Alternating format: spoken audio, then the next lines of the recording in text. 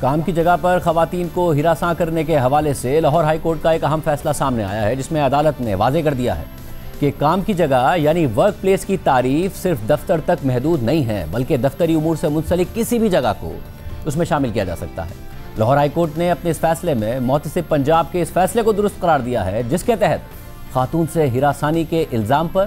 Technical education and vocational training authority کے ضلعی افسر کو برطرف کیا گیا تھا، جس کی بعد میں گورنر پنجاب نے بھی توثیق کی تھی اور ان فیصلوں کے خلاف درخواست کو مسترد کیا گیا۔ لاہور ہائی کورٹ کے جسٹس راہل کامران کی جانب سے تحریر کردہ اس فیصلے میں لکھا ہے کہ اس آئینی درخواست میں پٹیشنر عمر شہزاد نے گورنر پنجاب کے 20 مارچ 2025 کے حکم نامے کو چیلنج کیا ہے، جس کے ذریعے گورنر پنجاب نے پٹیشنر کی نمائندگی مسترد کرتے ہوئے پنجاب کے محتسب کے فیصلے کی توثیق کی تھی۔ واضح رہے کہ اس درخواست کی جواب دہندہ خاتون نے 2022 میں محتسب پنجاب کو ہراسانی کی شکایت دائر کی، جس میں انہوں نے موقف اختیار کیا تھا کہ وہ government girls vocational institute satellite town Jhang میں بطور ایڈ ہاک ٹیچر فرائض انجام دے رہی تھیں، جہاں پٹیشنر بطور ڈی ایم تعینات تھا۔ پٹیشنر ڈی ایم پر الزام عائد تھا کہ وہ شکایت کنندہ خاتون کو نازیبا نظروں سے دیکھتا تھا، اسے نامناسب پیغامات بھیجتا تھا اور اس کے ساتھ مسلسل ناجائز تعلقات قائم کرنے کی کوشش کرتا رہا، اور اس نے مبینہ طور پر یہ دعویٰ بھی کیا کہ اس نے متاثرہ خاتون کے سروس کے معاملات میں اس پر متعدد احسانات کیے ہیں اور ان احسانات کے بدلے کا مطالبہ کیا۔ ساتھ ہی یہ دھمکی بھی دی کہ اگر خاتون نے اس کی بات نہ مانی تو وہ اس کی تقرری کے احکامات منسوخ کر دے گا۔ خاتون کی شکایت کے مطابق پٹیشنر اپنے اس رویے سے باز نہ آیا اور 14 اور 15 ستمبر 2022 کی درمیانی رات کو شکایت کنندہ خاتون کے گھر آیا اور پوچھنے پر ایک درخواست اور خط دینے کا بہانہ کیا۔ متاثرہ خاتون کا الزام ہے کہ اس کے بعد یہ شخص زبردستی گھر میں داخل ہو کر اسے گھسیٹتے ہوئے ایک کمرے میں لے گیا اور اس کا ریپ کرنے کی کوشش کی، اور مزاحمت کے دوران شکایت کنندہ خاتون کے کپڑے پھٹ گئے، جس کے نتیجے میں وہ جزوی طور پر بے لباس ہو گئی۔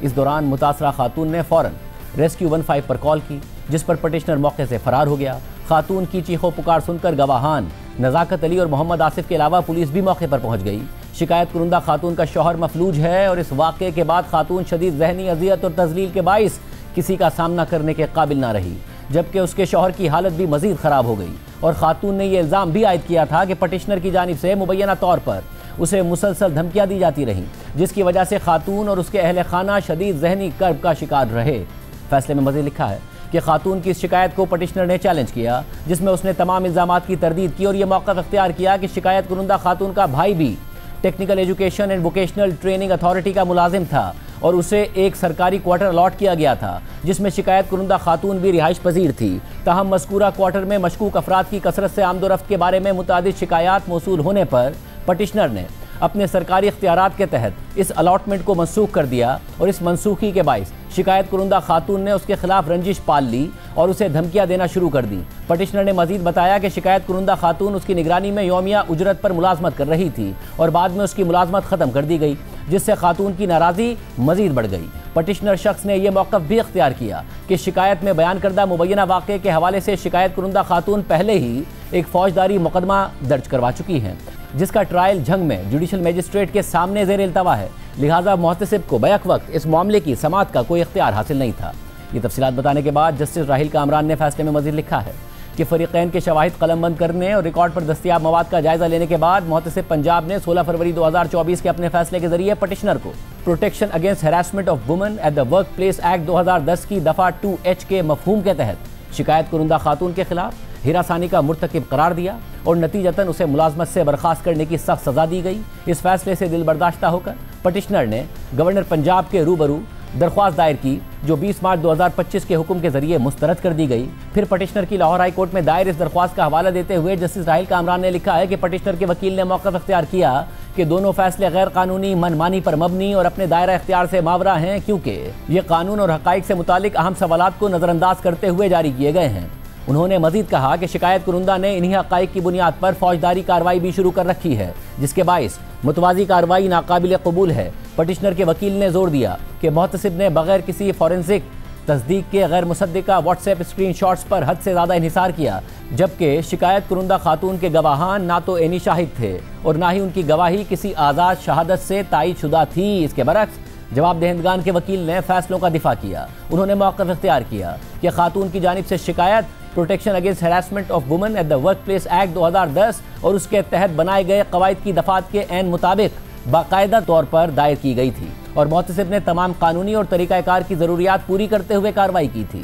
ان کے مطابق پٹیشنر کے خلاف عائد الزامات سنگین اور مسلسل نوعیت کے تھے، جن کی تائید زبانی اور دستاویزی شواہد کے ذریعے ہو گئی، جن میں واٹس ایپ پیغامات اور گواہان کے بیانات شامل ہیں جو protection against harassment of women at the workplace act 2010 کی دفعہ 2H کے مفہوم کے تحت پٹیشنر کے ہراسانی پر مبنی طرز عمل کو ثابت کرنے کے لیے کافی تھے، اور کارروائی کے دوران پٹیشنر کو صفائی کا مکمل موقع فراہم کیا گیا، تاہم وہ الزامات کی تردید میں کوئی ٹھوس اور قابل اعتماد شہادت پیش کرنے میں ناکام رہا۔ اس کے بعد فیصلے میں جسٹس راہیل کامران نے مزید لکھا ہے کہ میں نے فریقین کے وکلا، اسسٹنٹ ایڈوکیٹ جنرل پنجاب اور عدالتی معاونین کی جانب سے پیش کیے گئے دلائل سنے ہیں اور ان کی معاونت سے ریکارڈ کا بغور جائزہ لیا ہے۔ یہ عدالت شواہد کا سر نو جائزہ لینے یا مجاز فورم کے نتائج کی جگہ اپنے نتائج قائم کرنے کے لیے دوسری اپیل کی عدالت کے طور پر نہیں بیٹھتی۔ مداخلت صرف اسی صورت میں کی جا سکتی ہے کہ جب نتائج منمانی پر مبنی ہوں، قانون کے منافی ہوں یا بالکل کسی شہادت کے بغیر دیے گئے ہوں۔ موجودہ مقدمے میں پٹیشنر کی جانب سے اٹھائے گئے بنیادی نکات قانونی نوعیت کے ہیں، اگرچہ ان کا تعلق بعض حقائق سے بھی جڑا ہوا ہے،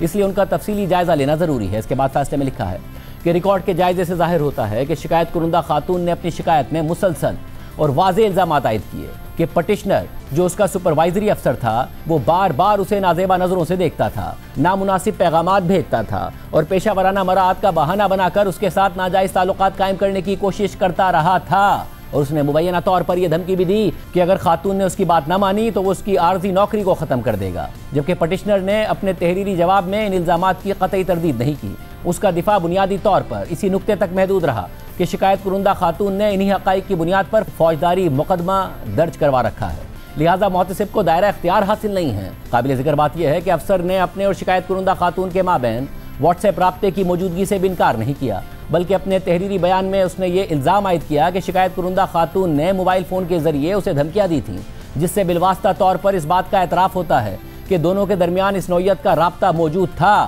جرا کے دوران بھی پٹیشنر نے نہ تو واٹس ایپ پیغامات کی صداقت کو چیلنج کیا اور نہ ہی ان کی فورنسک تصدیق کے لیے کوئی درخواست دائر کی۔ اس کی جانب سے بعد میں پہلی مرتبہ گورنر کے سامنے اور اب اس عدالت کے سامنے کیا گیا انکار بظاہر آفٹر تھاٹ کا نتیجہ ہے اور اچھی نیت سے آری ہے۔ اس کے برعکس شکایت کنندہ خاتون نے اپنی تحریری شکایت اور زبانی بیان دونوں میں اپنے موقف کو مسلسل دہرایا اور اپنی شکایت کو بطور بیان اپنایا۔ لاہور ہائی کورٹ کے اس اہم فیصلے میں مزید لکھا ہے کہ اب پٹیشنر کے اس موقف کی طرف آتے ہیں کہ واقعہ ورک پلیس یعنی کام کی جگہ پر پیش نہیں آیا۔ اس حوالے سے protection against harassment of women at the workplace act 2010 کی دفعہ 2N میں ورک پلیس یعنی کام کی جگہ کی تعریف یوں کی گئی ہے کہ ورک پلیس سے مراد کام کی جگہ یا وہ احاطہ ہے جہاں کسی ادارے یا امپلائر کی سرگرمیاں جاری ہوں، اور اس میں عمارت، فیکٹری، کھلا علاقہ یا وہ وسیع علاقہ شامل ہے جہاں ادارے یا امپلائر کی سرگرمیاں انجام پاتی ہیں۔ ساتھ ہی اس میں ایسی صورتحال بھی شامل ہے جو کسی دفتری کام یا سرکاری سرگرمی کی وجہ سے دفتر کے باہر ہو رہی ہو۔ اس کے بعد فیصلے میں ورک پلیس ہراسانی سے متعلق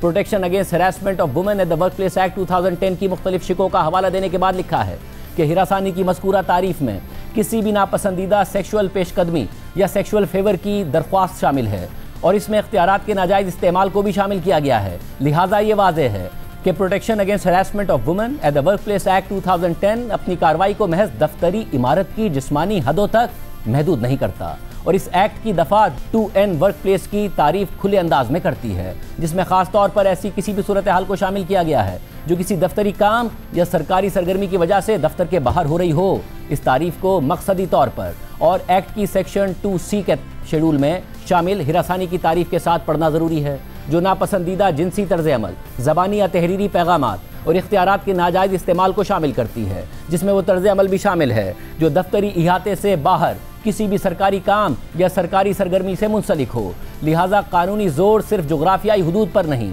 بلکہ اس رویے اور ملازمت کے تعلق پر ہے، خصوصاً وہاں جہاں مبینہ طور پر سپروائزری اختیارات کا غلط استعمال ہوا ہو۔ فیصلے میں مزید لکھا ہے کہ مندرجہ بالا اصولوں کے تناظر میں موجودہ مقدمے کے حقائق واضح طور پر ورک پلیس یعنی کام کی جگہ سے منسلک ہیں۔ اس طرح یہ قیاس خارج ہو جاتا ہے کہ پٹیشنر کا رویہ محض ذاتی نوعیت کا تھا۔ موجودہ مقدمے میں فریقین کا نجی حیثیت میں برابری کی حیثیت میں تعلق نہیں تھا، بلکہ ان کا تعلق structure of hierarchy and dependence کے مطابق تھا۔ شکایت کنندہ خاتون نے مسلسل یہ الزام لگایا کہ پٹیشنر جو اس کا سپروائزری افسر تھا اس نے اسے واٹس ایپ پیغامات اور زبانی طرز عمل کے ذریعے بار بار ناپسندیدہ جنسی پیش قدمیوں کا نشانہ بنایا اور بات نہ ماننے کی صورت میں اس کی تقرری منسوخ کرنے کی دھمکیاں بھی دی۔ یہ الزامات protection against harassment of women at the workplace act 2010 کے شیڈول میں بیان کردہ اختیارات کے ناجائز استعمال پر پورا اترتے ہیں۔ اسی طرح پٹیشنر افسر کا شکایت کنندہ خاتون کے رہائشی مقام پر مبینہ دورہ الگ تھلگ نہیں دیکھا جا سکتا، اور یہ بظاہر ہراسانی کے ایک تسلسل کے طور پر ظاہر ہوتا ہے جو پہلے ہی ورک پلیس سے منسلک رابطے اور سپروائزری اختیارات کے غلط استعمال کے ذریعے ظاہر ہو چکی تھی۔ اس کے بعد لاہور ہائی کورٹ کے جسٹس راہیل کامران نے اپنے فیصلے میں آگے لکھا ہے کہ یہ نوٹ کیا گیا ہے کہ خاتون کی شکایت پر اپنے تحریری جواب میں پٹیشنر نے اپنے خلاف عائد الزامات کی قطعی تردید نہیں کی۔ اس کے بجائے اس نے خاتون کے ذاتی حالات اور سابقہ انتظامی فیصلوں سے پیدا ہونے والی مبینہ رنجشوں کا حوالہ دیتے ہوئے شکایت کنندہ خاتون کی صداقت کو چیلنج کرنے کی کوشش کی، اور جرح کے دوران اس نے اسی موقف کو جاری رکھا اور شکایت کنندہ خاتون کے گواہان کے رویے کے بارے میں قیاس رائے پر مبنی اسپیکولیٹو دعوے کیے۔ تاہم یہ جواب ٹھوس شواہد پر مبنی نہیں تھے اور شکایت کنندہ خاتون کے موقف کا مؤثر تدارک نہیں کرتے۔ قابل ذکر بات یہ ہے کہ پٹیشنر نے اعتراف کیا کہ وہ شکایت کنندہ کے ساتھ رابطے میں رہا۔ ہمارے معاشرتی سیاق و سباق میں یہ حقیقت ہے کہ خواتین اکثر ہراسانی کے واقعات فوری طور پر رپورٹ نہیں کرتیں، اور ایسا رضامندی کی وجہ سے نہیں بلکہ اپنی عزت، خاندانی وقار اور سماجی داغ کے تحفظ کے لیے ہوتا ہے۔ اس لیے ان کی ابتدائی خاموشی کو معافی، رضامندی یا بعد میں شکایت کرنے کے حق سے دستبرداری کے طور پر نہیں دیکھا جا سکتا۔ اس روشنی میں دیکھا جائے